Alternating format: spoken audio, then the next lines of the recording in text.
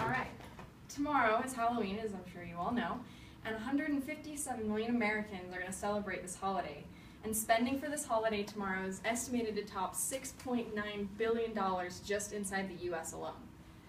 And thinking about all the traditions that come with Halloween, I was wondering, why do we carve pumpkins? Why do we bob for apples? Why do we go trick or treating and wear these sometimes really ridiculous costumes?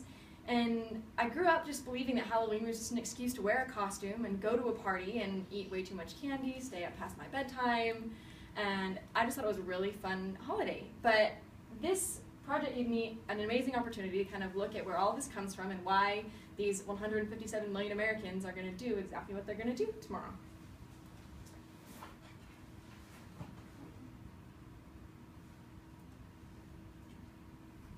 Okay.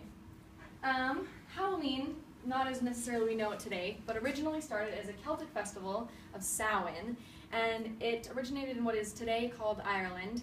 And for them it was more of a harvest festival and celebrating the life of their dead, and they believed that the line between the living and the dead was particularly thin on this night, and so they built a lot of bonfires and wore scary masks and told ghost stories, and it was a very community-oriented holiday for these people.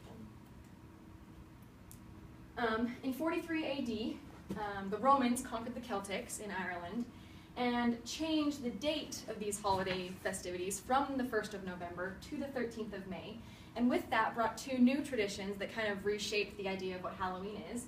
The first is the Feast of Parentalia, that celebrates the goddess Panoma, who's the goddess of fruit and trees, and her symbol is an apple. The second is Feralia, which is just a celebration of the life of the dead. Which would be the equivalent of like our Memorial Day today. They just talked about the lives of the dead and celebrated them, and it was a very religious tradition for this people.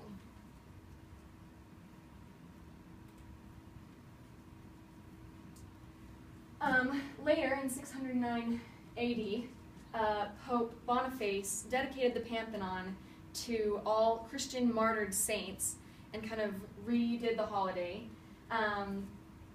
Just to be a completely religious celebration of these saints.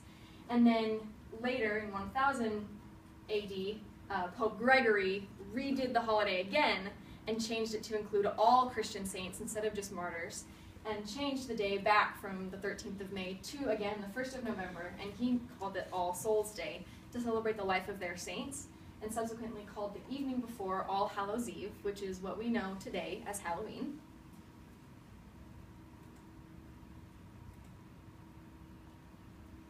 So this is kind of the timeline that I wanted to give you guys for Halloween in America, because obviously it didn't just magically get here.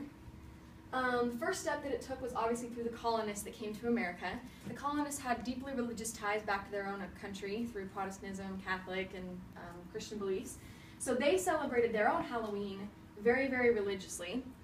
And as you guys know, they obviously mixed with the Native Americans. The Native Americans did not celebrate Halloween at all. They just had a lot of harvest festivals during that time. So the colonists and the Native Americans kind of brought that together and had a giant harvest festival and told ghost stories.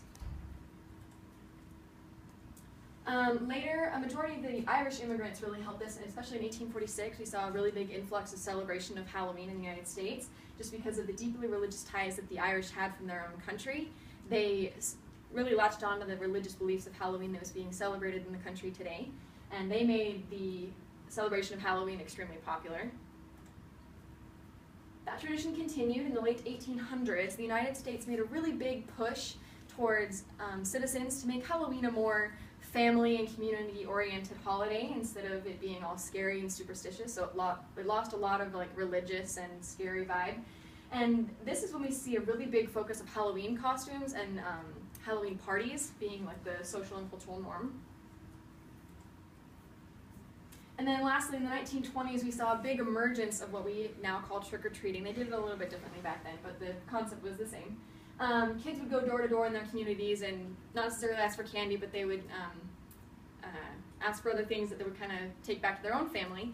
And this was a big way for the entire community to help in America's push to make Halloween a lot more family and community oriented for these kids.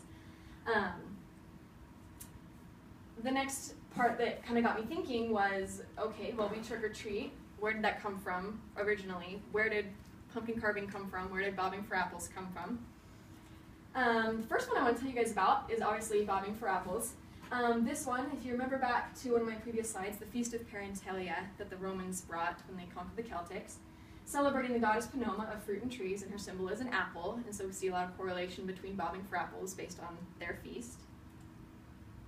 The second one, if we go all the way back to the Celtic festival of Samhain, they lit all these bonfires and wore scary masks to ward off all these evil spirits, and so carving pumpkins is like a combination of those two traditions today. And last but not least is scary entertainment. The biggest example that I could find was the opening of Dracula in 1931. It actually came out in the month of February, and it was released as the story of the strangest passion the world has ever known, based on Dracula's promiscuous relationship with a character in the movie. And they replayed it later in the month of October, and it almost doubled in its number of showing of people that came to see this movie. And then 7 years later, War of the Worlds came out. I don't know if you guys know what this is, but it was a huge radio broadcast that scared the public into believing that aliens were invading the country.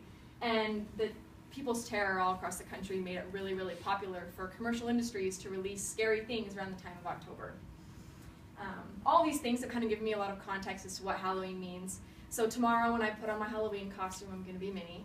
And when I go trick-or-treating with my siblings and I go to a Halloween party and bob for apples, I wanted to put this on myself, but also you guys as well, to not forget the 2,000 years of history that is standing behind this amazing holiday.